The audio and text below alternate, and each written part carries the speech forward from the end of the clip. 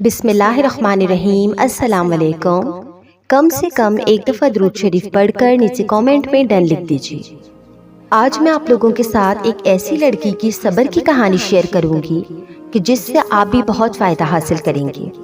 اگر آپ بھی اپنی زندگی کے دکھوں سے، اپنی زندگی کے غموں سے لڑ رہی ہیں، انشاءاللہ یہ کہانی آپ کو ان دکھوں سے لڑنے میں بہت ہمت دے گی۔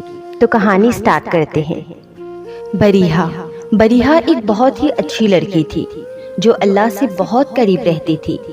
ہر نماز کی پابندی، ہر رات تہجد کا اہتمام، ہر نیک کام میں ہمیشہ وہ آگے ہی رہتی تھی۔ مگر کہتے ہیں نا کہ جس کا خیر خواہ صرف رب ہوتا ہے، شیطان اسی واحد کا رہبر ہوتا ہے۔ وہ اللہ سے بہت قریب تو تھی، مگر شاید دنیا کی رنگینیوں میں کھو کر اللہ کی وہ کچھ نافرمانیاں کر بیٹھی، جس کی وجہ سے وہ بے سکون رہنے لگی۔ ہاں وہ کسی سے محبت کرنے لگی اور اسی نامحرم سے وہ دن رات موبائل پہ چیٹ اور کالز پہ باتیں کرتی۔ اور ایک وقت ایسا آیا کہ نہ تو اسے اپنی نمازوں کا خیال رہا اور نہ ہی کوئی فکر، وہ اللہ سے باتیں کرنا تک بھول گئی۔ بس دن رات اس لڑکے کے پیچھے اپنا وقت برباد کرنے لگی۔ شاید وہ سمجھ بیٹھی تھی کہ سکون اسے صرف اسی محبت میں ملے گا۔ اب وہ عشق مجازی کو اپنا سب کچھ سمجھنے لگی۔ ہر وقت اسی کے بارے میں سوچتی، اسی کی مالا جپتی۔ شروع میں تو وہ لڑکا اس سے بہت وقت دیتا، اسے اپنے جذبات کا اظہار کرتا، اس سے شادی کا خواہش مند ہوتا، مگر رفتہ رفتہ کر کے وہ اس سے کم بات کرنے لگا۔ اور بریحہ دن رات اسی کے میسج کا انتظار کرتی رہتی، اس کی کالز کا انتظار کرتی، یہاں تک کہ وہ اپنے رب کو پوری طریقے سے بھول گئی۔ ایک بار کئی دن انتظار کے بعد اس لڑکے کی کال آئی۔ بریحہ نے خوشی خوشی اس کی کال اٹینڈ کی۔ بریحہ نے اس سے بات کی کہ تم اپنے گھر پہ ہماری شادی کی بات کرو، تو اس لڑکے نے صاف انکار کر دیا کہ میری امی اس رشتے کے لیے نہیں مانے گی، بہتر ہے کہ ہم دونوں ہی اپنا راستہ الگ کر دیں۔ بریحہ کو اس کی بات سے بہت ٹھیس پہنچی۔ اس نے اس سے بہت منایا، بہت منتیں کی، مگر وہ لڑکا نہ مانا۔ ہمیشہ کی طرح اپنی مجبوریاں ظاہر کر کے اس نے اس سے پیچھا چھڑا ہی لیا۔ بریحہ کو بہت دکھ ہوا۔ پہلے تو وہ بہت روئی، ڈپریشن میں چلی گئی، کافی عرصہ روتی رہی، غمزدہ رہی۔ پھر ایک رات اس نے عشاء کی نماز پڑھی۔ عشاء کی نماز پڑھ کر جب اس نے دعا کے لیے ہاتھ اٹھائے تو اس کی نظروں میں شرمندگی سی تھی۔ شاید وہ اپنے رب سے نظریں چرا رہی تھی، کیونکہ جو لڑکی ہر وقت اپنے رب کے قریب رہتی تھی، ہر وقت اس کا ذکر کرتی، ہر نماز ٹائم پر ادا کرتی، بس ایک دنیاوی محبت کے پیچھے وہ اپنے حقیقی محبوب کو ہی بھول گئی۔ جب اس نے دعا کے لیے ہاتھ اٹھائے تو ایک دم سے وہ داڑے مار کر رونے لگی۔ اتنا روئی کہ دوسرے کمرے میں بیٹھی اس کی بہن ابیحہ کو اس کی آواز سنائی دی، تو وہ دوڑ کر اس کے کمرے میں آئی اور اس سے پوچھنے لگی کہ کیا ہوا بریحہ، تم اس طریقے سے کیوں رو رہی ہو؟ بریحہ اتنا رو رہی تھی کہ اس کے منہ سے ایک لفظ تک نہ نکلا۔ ابیحہ اس کے قریب آئی، اس نے اسے گلے سے لگایا اور پھر پوچھا، میری پیاری بہن بتاؤ تمہیں کیا دکھ ہے، تم کیوں اس طریقے سے رو رہی ہو؟ آج سے پہلے تو کبھی تم اتنا غمزدہ نہیں ہوئی۔ بریحہ کی ہچکیاں بننے لگی۔ اس نے اپنی بہن ابیحہ سے کہا، ابیحہ میں بہت تھک گئی ہوں، میں کہیں کی نہیں رہی، میں اپنے ہی رب سے منہ موڑ گئی تھی، آج میں اسی کے پاس لوٹ کر آئی ہوں۔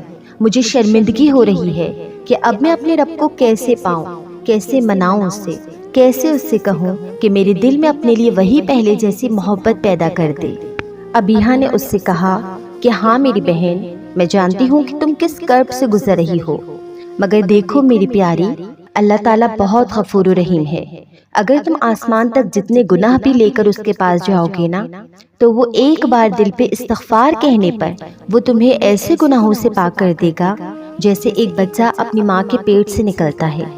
میں جانتی ہوں کہ تم کیوں رو رہی ہو، تم عشق مجازی کے پیچھے اپنے آپ کو رلا بیٹھی تھی، اور اسی عشق مجازی کی آڑ میں تم عشق حقیقی کو ہی بھول گئی، اس عشق کو بھول گئی جو ہمیشہ کے لیے ہے، وہ عشق جو خالص ہے، وہ عشق کہ جسے اگر ہم کریں تو دنیا سے چھپانا نہیں پڑتا، جس عشق میں دنیا کے تانے نہیں ملتے، جس عشق کے دور چلے جانے کا خوف نہیں ہوتا، کوئی ڈر نہیں ہوتا۔ مجھے معلوم ہے کہ تمہیں شرمندگی ہے کہ تم جو پہلے اللہ کے اتنے قریب تھی، صرف ایک بندی کی خاطر تم نے اس سے وقت دینا چھوڑ دیا۔ تم اس بندے کی خاطر اپنے محبوب سے ہی بے وفائی کر بیٹھی۔ صرف اس عارضی محبت کی خاطر تم اس حقیقی محبت سے ہی منہ موڑ بیٹھی، اس سے ہی بے وفائی کر بیٹھی۔ اور ظاہر ہے اللہ تو شرک برداشت نہیں کرے گا نا۔ اللہ نے تو شرک کو ہی سب سے بڑا گناہ قرار دے دیا اور تم وہ گناہ کر بیٹھی۔ اور شاید اللہ نے تمہیں اتنا زیادہ غمزدہ اسی لیے کیا کیونکہ تم اس کے بہت قریب تھی، تم اس کے پسندیدہ بندوں میں شمار تھی۔ مگر میری پیاری بہن، تمہیں فکر کرنے کی ضرورت نہیں۔ تم ابھی بھی اللہ سے اتنے قریب جا سکتی ہو جتنا کہ تم پہلے تھی۔ ہاں، تم سے گناہ ہو گیا، تم معافی مانگ لو۔ یاد نہیں پیغمبر یونس کا قصہ کہ جب وہ اپنی قوم کو دین کی دعوت دے رہے تھے اور ان کی قوم نے اس دعوت کو قبول کرنے سے انکار کر دیا، تو پیغمبر نے ان کو ان کے حال پر چھوڑ کر وہ شہر ہی چھوڑ دیا اور کہیں دور جانے کا ارادہ کیا۔ یعنی انہوں نے اللہ کا حکم آنے تک کا انتظار نہیں کیا اور خود ہی اپنے سے فیصلہ کر کے اس شہر کو چھوڑ دیا۔ اب وہ تو اللہ کے نبی تھے، یعنی اللہ کے اتنے فرمانبردار، اللہ تعالیٰ کے اتنے قریب۔ اور یہ تو ظاہر ہے نا کہ جن سے ہم سب سے زیادہ محبت کریں گے اگر وہی ہماری نافرمانی کریں گے تو ہمیں بہت دکھ ہوگا نا۔ تو اللہ تعالیٰ نے ان کی آزمائش لی۔ اللہ تعالیٰ کہتا ہے کہ اے میرے بندے، مجھے کیا پڑی ہے کہ میں تجھے تکلیف میں ڈالوں؟ یہ تو تیرے ہی گناہ ہیں جو تجھے تکلیف میں ڈالتے ہیں۔ اگر تو وہ عمل نہ کرتا جو مجھے ناپسند تھا تو میں تجھے ہرگز اس آزمائش میں، اس تکلیف میں نہ ڈالتا۔ مگر ابھی بھی موقع ہے میرے بندے، تو مجھ سے معافی مانگ۔ اگر تو آسمان تک جتنے گناہ کر کے بھی میرے پاس آئے نا تو میں ایک استغفار پہ تیرے تمام گناہوں کو معاف کر دوں گا۔ تو دیکھو میری پیاری بہن، حضرت یونس علیہ السلام سے بھی غلطی ہوئی تھی۔ انہوں نے جب وہ شہر چھوڑا تو اللہ تعالیٰ نے انہیں بھی سزا دی۔ اللہ تعالیٰ نے انہیں مچھلی کے پیٹ کی قید کی سزا دی، یعنی مچھلی نے انہیں نگل لیا۔ حضرت یونس علیہ السلام مچھلی کے پیٹ میں قید تھے، 3 اندھیروں میں قید تھے، ایک رات کا اندھیرا، دوسرا سمندر کا اندھیرا اور تیسرا مچھلی کے پیٹ کا اندھیرا۔ مگر جب انہیں اپنی غلطی کا احساس ہو گیا کہ انہوں نے اپنے رب کی نافرمانی کی تو انہوں نے وہاں اندھیرے میں ہی اللہ تعالیٰ کو یاد کیا۔ وہ اس آزمائش میں اللہ تعالیٰ کے اور قریب ہو گئے۔ انہوں نے اللہ تعالیٰ سے اپنے گناہوں کا اعتراف کیا، اللہ تعالیٰ سے معافی مانگی اور یہ دعا پڑھی، لا الہ الا انت سبحانک انی کنت من الظالمین۔ نہیں ہے کوئی معبود سوائے تیرے، تو ہی پاک ہے، بے شک میں ہی ظالموں میں سے ہوں۔ تو دیکھو میری پیاری بہن، تب حضرت یونس علیہ السلام کو یہی لگا کہ مجھ سے گناہ ہو گیا ہے تو مجھے اپنے ہی رب کو منانا ہے، اسی سے معافی طلب کرنی ہے، مجھے اسی کے قریب جانا ہے اور اسی کو اپنا حال دل بتانا ہے۔ وہ وہاں اللہ تعالیٰ کے آگے گڑگڑاتے رہے، اپنے گناہوں کی معافی مانگی اور پھر اللہ تعالیٰ نے انہیں معاف کر دیا اور ان کو مچھلی کے پیٹ سے آزاد کر دیا۔ تو دیکھو میری پیاری بہن، تم بھی تو اللہ کے اتنی قریب تھی، تم نے بھی تو اللہ تعالیٰ کی نافرمانی ہی کی نا۔ تم پہلے اللہ کی اتنی عبادت کرتی تھی کہ دن رات اللہ تعالیٰ کو یاد کرتی، اس کا ذکر کرتی، اس کے بندوں کی مدد کرتی۔ مگر اللہ تعالیٰ نے جب تم سے امتحان لیا کہ دیکھوں تو کہ میری یہ بندی میرے امتحان میں کھری اترتی ہے یا نہیں، تو تم نے کیا کیا؟ اللہ تعالیٰ نے تمہارے دل میں ایک بندے کی محبت ڈالی، اور جب تمہیں اس کی محبت مل گئی، تمہارے دل میں اس کی محبت پیدا ہوئی، تو تم نے اللہ تعالیٰ کو ہی چھوڑ دیا۔ تم نے اپنا رشتہ اللہ تعالیٰ سے اتنا کمزور کر دیا کہ اس محبت کو ہی تم سب کچھ سمجھنے لگی، تم اس کی پوجا کرنے لگی، اس کو ہی دن رات یاد کرنے لگی، یہاں تک کہ تم اپنی نمازوں میں تاخیر کرنے لگی، اور اگر پڑھتی بھی تو اس نماز میں بھی تم اپنی اس عارضی محبت کے بارے میں سوچتی۔ تو دیکھو یہ تو تم نے شرک کیا تھا، تو اللہ تعالیٰ نے تمہیں اسی محبت کے ہاتھوں توڑوایا، اسی انسان کے ہاتھوں توڑوایا جس سے تم بے حد محبت کرتی تھی، جس کے لیے تم اپنے حقیقی محبوب کو ہی بھول بیٹھی۔ تم اس امتحان میں ناکام ہو گئی، مگر ابھی بھی وقت ہے، تم اللہ سے معافی مانگو اور آئندہ ایسا نہ ہونے کے لیے اللہ سے دعا کرو۔ انشاءاللہ اللہ تعالیٰ تمہیں ضرور معاف کریں گے، کیونکہ وہ تو بہت ہی غفور و رحیم ہے، اور تم دیکھنا اللہ تعالیٰ تم سے پہلے جیسی محبت ضرور کریں گے۔ اور جب تم اللہ تعالیٰ کو راضی کرو گی نا تو انشاءاللہ اللہ تعالیٰ تمہیں اس شخص کا ایسا نعم البدل عطا کریں گے کہ تم اس شخص کو تو کیا، اس کا نام تک بھول جاؤ گی۔ اور ایک اور بات، شیطان انسان کا کھلا دشمن ہے۔ شیطان اسی واحد شخص کو ورغلاتا ہے جس پاک دل میں اللہ تعالیٰ کی پاک محبت بستی ہے۔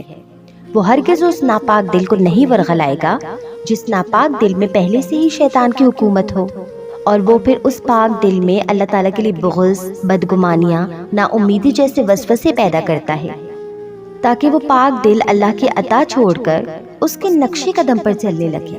اور تب اللہ اور انسان کی پاک محبت کے درمیان شیطان اپنی خفیہ جنگ کا آغاز کرتا ہے۔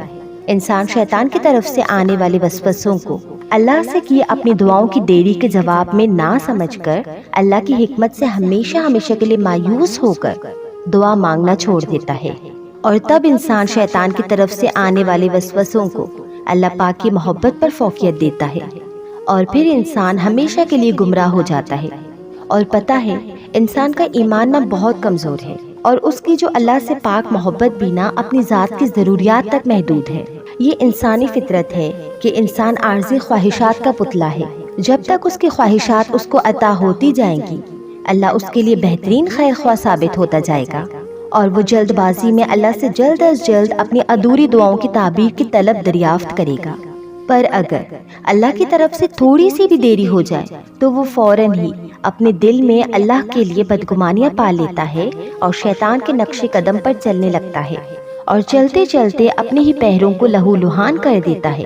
اور تب پتہ چلتا ہے کہ شیطان کی راہ پر چلنے والے باہر سے نہیں بلکہ اندر سے داغدار ہو جاتے ہیں، کیونکہ شیطان اللہ اور اس کے بندے کے درمیان کی پاک محبت کا کھلا دشمن ہے، اور شیطان انسان کے پاک دل سے اللہ پاک کی محبت کو مٹا کر اس عارضی دنیا کی عارضی محبت کی چاہ کو اس کے پاک دل میں ڈال کر اس کا زندہ دل ہمیشہ ہمیشہ کے لیے مردہ کر دیتا ہے۔ اور جس دل میں اللہ پاک کی محبت ہی نہ ہو، بھلا شیطان اس ناپاک دل کو کیا گمراہ کرے گا؟ اللہ جس کو چاہتا ہے ان کو اپنے قریب کر لیتا ہے، پر اللہ کے محبوب بندوں میں شامل ہونے کے لیے صرف اللہ کا تمہیں چاہنا نہیں بلکہ تمہارا بھی اس کو چاہنا لازمی ہے، ورنہ اللہ تو اس پوری دنیا میں سبھی کو چاہتا ہے، خواہ وہ مسلمان ہو یا غیر مسلم۔ تو انشاءاللہ میری پیاری بہن، دیکھنا اللہ تعالیٰ تمہارے بھی اس دل میں دوبارہ سے اپنی محبت کو بسا دے گا، بس تم اللہ سے توبہ کرو اور پھر کبھی شیطان کی ورغلاہٹ میں مت آنا، شیطان کو اپنے اوپر حاوی مت ہونے دینا، کیونکہ شیطان ابد سے ہی انسان کا کھلا دشمن ہے۔ چلو شاباش، اب رونا مت، اپنی نماز دوبارہ شروع کرو، اور عشاء کی نماز پڑھنے کے بعد 2 رکعت نماز توبہ پڑھ کر اللہ تعالیٰ سے دعا کرو۔ اللہ تعالیٰ تمہارے دل میں اپنی خالص محبت پیدا کرے۔ آمین ثم آمین۔